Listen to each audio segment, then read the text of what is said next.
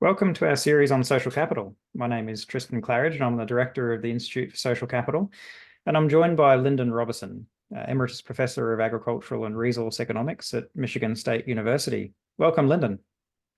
Thank you, Tristan, and welcome to all of our viewers and listeners. It's a pleasure to have this time to share with you. Lyndon and I have both been working on the concept of social capital for a long time, with Lyndon initially approaching it from economics, whereas I came from sociology and social theory. We're both very passionate about the concept, and our different backgrounds and perspectives make for interesting conversations and engaging debates. In this episode, we'll discuss how social capital changes over time. Does it depreciate? And in some cases, does it actually appreciate and increase in its value or its usefulness? So, Lyndon, let's start broadly. What do you think about this issue? How do you think social capital changes over time?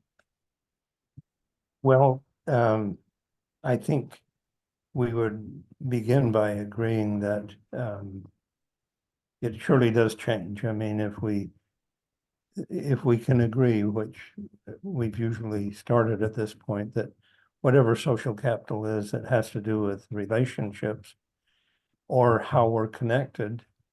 And one way we're connected is by the degree to which the well-being, the changes in the well-being of others affect our own. So if we can use that as our starting point, then yes, our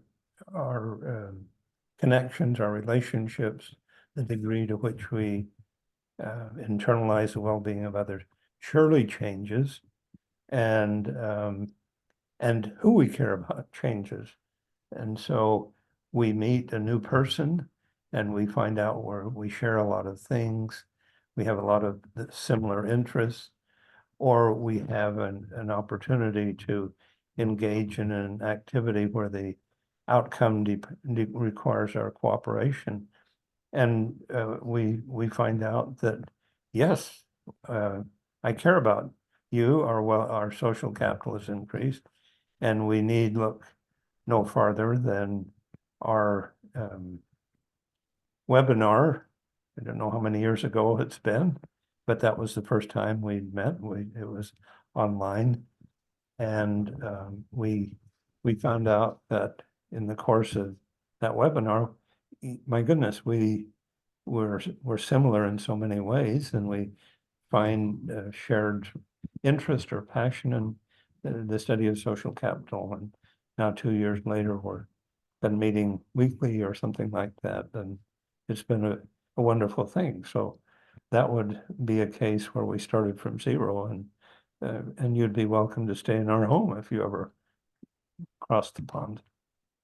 And the literature supports that kind of view that it takes time to build social capital, that it takes time to build trust, that it's through repeat interactions that we develop whatever it is that we mean by social capital, but certainly the nature of the relationship, the strength of the connection that we have with each other takes time to build.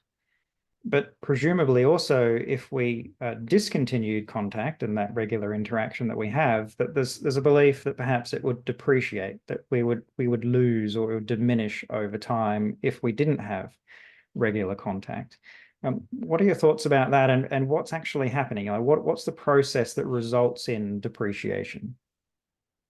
So, to use your language, and the theory of social interaction, when we communicate, when we connect, we exchange a signal, or it may be a physical thing that has meaning.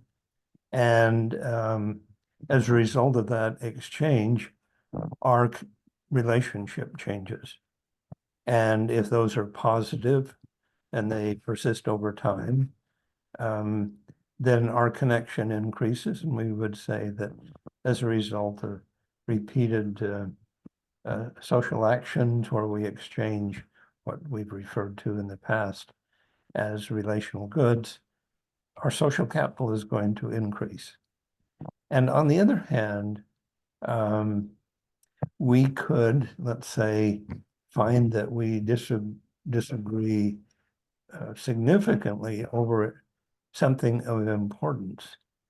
Or we may find an example where our trust or expectation of each other or someone else was violated or um, turned out to be not consistent with what we expected.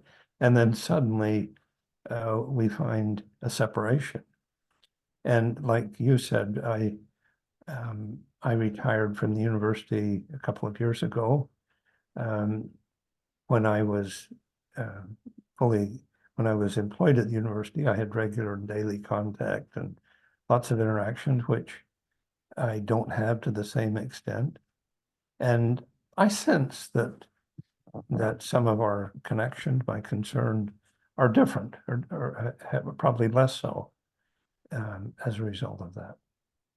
Now, on the other hand, I have brothers and sisters that live in different parts of the country, and maybe twice or three times a year we have some significant exchange.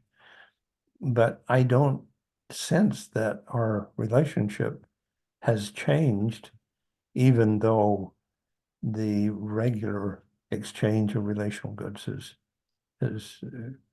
you would think haven't occurred to the extent that would maintain those kind of relationships.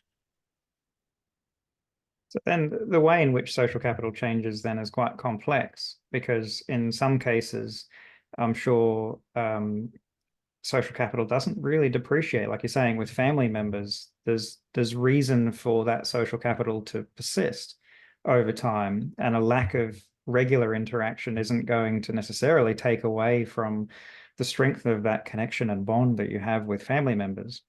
Whereas perhaps with other people, co-workers or colleagues, perhaps a lack of interaction does decrease the strength of that connection over time. And there's other factors that perhaps come into it as well, because when I reflect on, say, my friends from high school, I still think very positively about them. And I think the reason is because I would say nostalgia or the attachment value that I place on the fact that we were both at high school together. You know, it's a time in my life that you don't repeat. You do it once. The friends that you had then, you experienced it together with them at that time. And even my friends who I maybe haven't seen in 25 years or more even, I would still, I think, have strong relationship with them if I saw them now for that reason. But it would be different than somebody who I'm seeing on a regular basis and have that repeat interaction. So I wonder, like, what are the differences here? Like, what is the difference between a family member or a friend from high school compared to somebody like a colleague where maybe it does depreciate? So we have used the word commonality in the past as simply something that we have in common that enables the exchange of relational goods. And these commonalities vary in importance. For example, I could be in the same phone book with a lot of other people. That's a commonality, but it doesn't enable the exchange of relational goods or almost any other goods for that matter. But there are other commonalities that are really emotionally charged that enable the exchange of significant amounts of relational goods. For example, going to school when you're young, I mean, that's 100% of your school experience, and that's an important part, and on a regular basis, and those are formative years, and so they may loom large, and like an investment that's acquired value, those because they were significant, they endured, and they came at a time that they were very important. So in the case of maybe and somewhat related, having grown up with my brothers and sisters and having a commonality that isn't going to go away, it doesn't change. I mean, the fact that we're biologically linked and, we have the same parents, the same heritage, and so on. those are going to be persistent in their ability to enable us to connect. They're always there. And so their depreciation rate is very low. In contrast to my colleagues at the university, who I had very good relationships with, we were connected because we were studying the same things. And for the most part, we didn't have a lot of other social activities. It was mainly professional. And so it was sort of like breathing. As long as you're breathing, you're going. But then when you stop, that kind of, you're not exchanging those relational goods. You're not having those social interactions, and the depreciation rate is much higher. And I'm also thinking too that when we decide to invest or disinvest, we're thinking about, well, um, is this relationship, is this investment in social capital likely to persist over time? Will I benefit from this relationship in a significant way? And that probably influences, and I think I mentioned last time, sitting in the airplane next to someone on a 2-hour flight and saying, the benefits from this relationship will only exist for the next 2 hours beyond this. And so that's different than a neighbor who you say, we're going to be living side by side for the next 20 years. It's probably worthwhile to get acquainted and have a barbecue in the backyard or something like that. And as we've discussed before, social capital is about the ways in which we're connected, which is about individual social relationships, but it actually goes beyond individual social relationships to the way in which we belong and we have commonalities and we're connected within social groups or social identities or social structures. And so it occurs to me that there's reasons in your family environment, there's reasons, there's connections there that provide reasons for you to maintain the relationship, to maintain a positive relationship because of those commonalities and those connections that exist. Compared to colleagues, while you're at the university, you had those connections that were strong. You had the identity, you had the belonging, you had the significance, and that negative relationships could have flow-on impacts within your work environment and within your life, which don't apply quite so much anymore. You still have a level of connection there to them because they were part of you, they were your colleagues, and you still have some identity, and you still have some nostalgia, attachment value, and so forth. But it certainly has changed in the ways in which you're now connected to those people. Yeah. There's another way that we can be connected, and it's through symbols, tokens, something that has acquired meaning and value beyond what an identical object would be. For example, if I gave my wife flowers for our anniversary, and then later she went to the store and won the door prize, which happened to be the identical flowers, they're not going to be the same. And so sometimes we can be connected to people that we've never met, and we are connected to them through attachment values that we both share. Our commonality is attachment value, a commitment to a cause, a symbol, a place, a thing, and so on.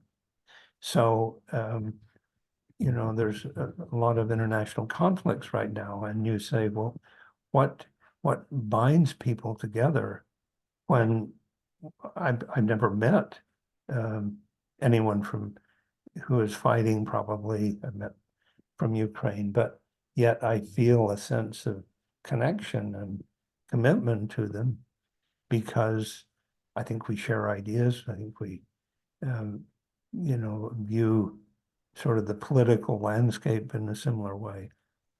Similarly, when I was a Rotary Club member, I had attended a Rotary Club meeting in a country, Sweden, when I was on leave there, and had a wonderful time and felt like I had friends. because even before that meeting, we had attachment value to symbols and songs and meanings that were associated with our club, religion and other things. Sports often brings people together by means of a shared attachment value. So, so again, social capital can be formed, can be appreciated. And we can appreciate it through different means, and even with people that we're not physically in contact with. Yeah, it seems that uncertainty perhaps plays a role in this as well. Like when again thinking about high school friends, recently I met somebody who I didn't like at high school. I hadn't seen him in 30 years, and I said to my wife, "Oh, I didn't like him very much in high school. He wasn't very nice." But the first thing I said to my wife was, "I bet he's not like that anymore. I bet he's nice now. I bet he's different than he was." And so relationships where we haven't had regular contact, surely there's some degree of uncertainty about the nature of that relationship or the nature of that person or what they would or wouldn't do. And that uncertainty perhaps depreciates the social capital because you're not quite so sure that you do trust them and they are trustworthy and they will exchange relational goods, to use that terminology, with you. And so perhaps that's one of the reasons why it depreciates, that a lack of regular interaction reduces the currency, as in not money, but how current and the amount of certainty you have about the nature of the relationship. So perhaps that's a factor as well. I would think that might be the case where perhaps cheap social capital or negative social capital, that may depreciate over time, as well as social capital. In both cases, it brings the relationship closer to neutrality or indifference. And then in both cases, you have a chance to build it back to something positive. So I think we could all find examples where someone with whom we had a conflict years ago, you come back together and say, well, that wasn't significant, wasn't significant. Let's build the relationship anew.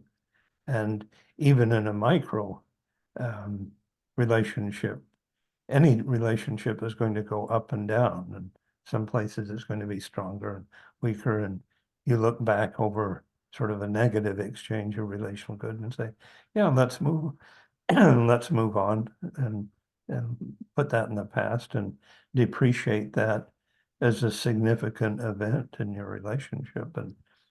And that simply goes to the point that you made at the beginning, that relationships are dynamic.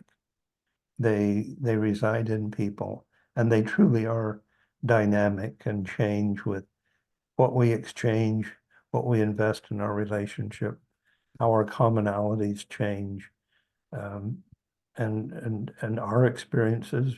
We change as we move through life's ebbs and flows. And that brings up the idea of maintenance as well, because we've talked about maintenance being regular interactions, but maintenance could occur, for example, with social media, where you just simply keep aware of the other person. And that level of awareness, and I guess it reduces the uncertainty because you're seeing what the person's doing and who they are and how they're acting in their life. And so you feel like you still know them and you still know who they are and what they're doing. And that perhaps creates the consistency and the currency in the relationship, even though you're not having any social interaction with the person. And that could be two-way, where on social media you both follow each other and you both are seeing each other's activities, or it may be one-way um, communication effectively. And it reminds me of someone I knew a long time ago who ended up hosting a television show. And we weren't particularly good friends, but because I would then see him on television fairly regularly, I felt like I still knew him. But he probably didn't feel the same way about me because he didn't see me on television. So that currency for him wouldn't have been maintained. So it's an interesting idea and discussion about how social capital may depreciate, but how also we may be able to maintain our social capital as well, even via quite low cost mechanisms like social media. So you raise really an interesting point, particularly with public figures. So I won't refer to a specific case, even though I have a specific case in mind. The person is hired with a lot of fanfare and at a high salary to be the coach or the trainer of a significant sports team, a college football team. And then there is a scandal that sort of comes to light. And suddenly this person that you thought was, kind of going to help unify the community and bring success to the team has now lost some this social exchange has through the media. None of us, I don't think, were intimately involved. We were involved through social media and the media. Suddenly, this person's social capital has almost vanished, and so and we see this in the news that we're constantly receiving signals that either lead us to want to strengthen our one-way relationship with that person or cause, or move away from it. And I don't know how those exchanges through some medium, how different they are than face-to-face exchanges, probably not as significant. But we are constantly receiving and exchanging signals that change how we view our relationship with another person. Yeah, absolutely. And people sometimes ask me, how can I build my social capital, from an individual point of view? What's the biggest thing that I can do? And a lot of people uh, think that you would go and you would network, you would go and meet people, and that's the single biggest and most important thing you could do. But my perspective is different, is that you go and you take on a role within your community, ideally a volunteer role, some sort of charitable organization, something perhaps that aligns with your work or your interests. Perhaps it's in a sporting club or association. But by taking on that role, you're then meeting people and they're getting to know you by virtue of your role. And if it's a big enough role, then maybe you appear in the media and there's articles about you, and all of that is growing your social capital because people are becoming aware of you, people are then meeting you, and any relationships you have are effectively being maintained through that position, that role that you have. And to me, that's the single biggest and most important way that you could grow your social capital if you want to grow it significantly. And that would be my recommendation. I couldn't agree more. There is another aspect to relationships and appreciating or depreciating our social capital that responds to our different needs. So one of our social emotional needs is to belong. And we find a famous person or a person whose approval we would like to cultivate. And I'm thinking of, for example, a famous athlete who has performed unusually well. And so you buy the sweatshirt and you watch the games and you identify and so on. And the famous athlete may or may not have any interest in you except as a source of income that he or she can use your uh, social capital for him or her and then commodify it, which means I will exchange that, use that to create money. And so we have this word in our vocabulary called commodification, in which it means that we try to exchange something that has attachment value that's significant for its association and connection to a relationship. We try and exchange that for money, for something for money, and in the process reduce its sort of attachment value and its ability as a source of building, of investing in our social capital. Yeah, surely that's an important way that social capital can change over time. I think it's and highlights an important case of that.